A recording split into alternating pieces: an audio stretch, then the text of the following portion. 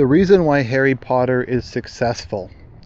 The character who spawned 1,000 waifus, as well as the successful attempt to create the ultimate waifu.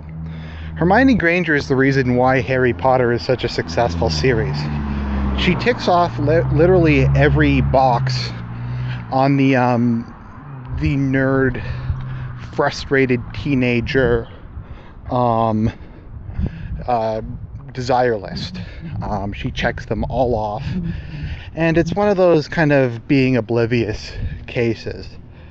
I'm not calling them pathetic or anything, because I can't really blame them. I was much the same way, and I don't think she's an unhealthy character to be your waifu. Hermione has a lot of things going for her. So why do I call her the ultimate waifu? Well, first off, she is good looking, but in an approachable way.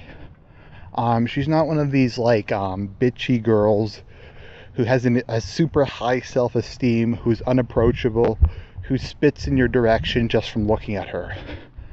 She has some bitchy elements that they don't stem from a sense of being better than everyone else. So she's good looking, but she's approachable.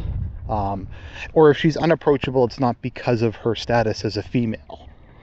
Also, she's not really a degenerate. She doesn't dress particularly well, but she doesn't have tattoos. She doesn't indulge in random sex, in alcohol, in a lot of stuff. Well, she isn't really a traditionally feminine character. She's not a ultra masculine character either. She doesn't really mutilate her body in any way. She's kind of a bit she dresses down, but it's not like she's one of these people who's just covered in tattoos and piercings and stuff. So that's a point in her favor, especially when she's played by Emma Watson, aka Emma Hotson. I know that's a lame joke, but whatever. So she's got that going for her. She is I think the Japanese term is tsunade, whatever the thing is, where they start off as kind of like being hostile, etc., and then they gradually warm up, and they're kind of like bristly on the outside and squishy on the inside, and it kind of is part of the whole. It appeals to male psychology for a very reasonable way. Part of male psychology is wanting to impress a woman, to kind of to get her to like you, to get her to accept you, and then to kind of have power over her to a certain extent. Men in society are naturally geared in that direction. If non-rightists are listening to this, they'll probably get angry at me. But no, patriarchy is kind of natural. So a tsunade is kind of a woman who comes to accept that, and comes to accept her status as a woman and accept your status as a male. And men like that because it confirms and fulfills their psychological need. Women like that too because it confirms and fulfills their psychological need too. So Hermione is very much that. She starts off as kind of a bitchy character, a real follow the rules person, but over time she really softens towards Harry and the rest of the cast, and we see deep down she's kind of insecure. She's insecure, she's more girlish than she lets on, she just has a low opinion of herself. And this appeals to a lot of teenage girls because they get tired of sometimes seeing all these unapproachable goddess-like female characters, and a lot of them, even if they are pretty, feel very insecure. So a lot of people like that. People like that about Hermione.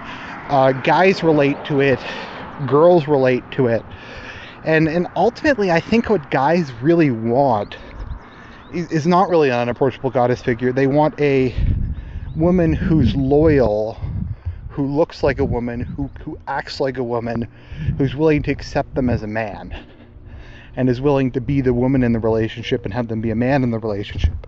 And Hermione gives that off. She gives off that if a male kind of treats her like a woman, I don't know if you want to say idealizes or views her as a woman, she's desperate for that, deep down. And a lot of her kind of reluctance towards the whole thing and unwillingness to try stems from a fear of being rejected. And that's something men are drawn to, because it's kind of the other half of themselves. So in a sense, Hermione is very feminine in a approachable, down-to-earth way. Plus, most of the people who read fantasy books, and this is just kind of getting into some more just general obvious stuff, are nerdy, and they like a woman who has similar interests to them. In contrast to the bullshit that is advanced by Harry Potter in of itself, that opposites attract, they don't. Marriages work better if people have similar personalities, they come from similar socioeconomic, racial, religious, cultural backgrounds, and they have similar interests. Why opposites would attract, I have no idea. Do you really go out and make friends with... Who'd you make friends with, generally speaking? People from your social circles, people with similar interests that maybe you meet at events. In my case, I met people with similar political views on YouTube. That's just natural. You seek out people who are like you. Why would you want a spouse who's not like you in terms of interests? You want a nerdy girl because you can talk to her about stuff. You can talk to her about the books you like, the video games you like, the TV shows you like. So that combined with the seeming vulnerability and willingness to have a man in her life, so long as they treat her like a woman, draws men like flies. And that is, in essence, kind of what a waifu is. A waifu is an embodiment of what a man wants in a wife. I don't really think there's anything wrong with it. I think so long as you're not committed to it like a 2D woman or a fictional woman as being your not your ideal, but being your actual girlfriend in some sort of autistic, schizophrenic way. I don't see anything wrong with it. I think it's healthy for men to view fictional women much like it is for women to view fictional women, and it's part of how we develop our identity, by comparing ourselves with things and seeing what appeals to us to help us understand what we want and what we like and why. I don't really see anything problem with it. But in essence, Hermione kind of, for a lot of people, particularly postmodern men, particularly postmodern kind of nerdy men, maybe men who don't have the highest self-esteem, and for a lot of girls, she kind of embodies what they want or what they would want to be like.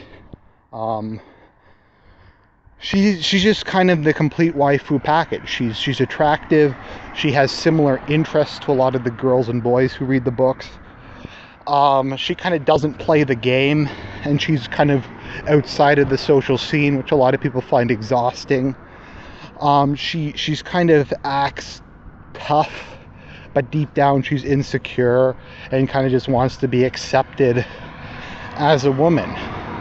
And she's exceedingly loyal and willing to support someone, and that's part of it. Men like an attractive woman, but above that, I think they'd prefer a loyal woman. They want someone to support them. They want someone who completes them, and that to a lot of people matters more than a lot of things. There's a tendency to characterize men as just being sex-crazed monsters, and to some extent, men are horny a lot of the time. But what men really want is just someone who's there for them and who fulfills them emotionally. And to a lot of males, that's more important than how often they have sex. So Hermione is just completely loyal to Harry and is always there for them and always supports him. And thus, Hermione has all the characteristics men would want in a maid, particularly men in this day and age. And that is why she is the ultimate waifu. And that is why Harry Potter is such a successful franchise. Because it sure as hell isn't Harry, and there's no chance it's Ron. This is Argent Templar signing out.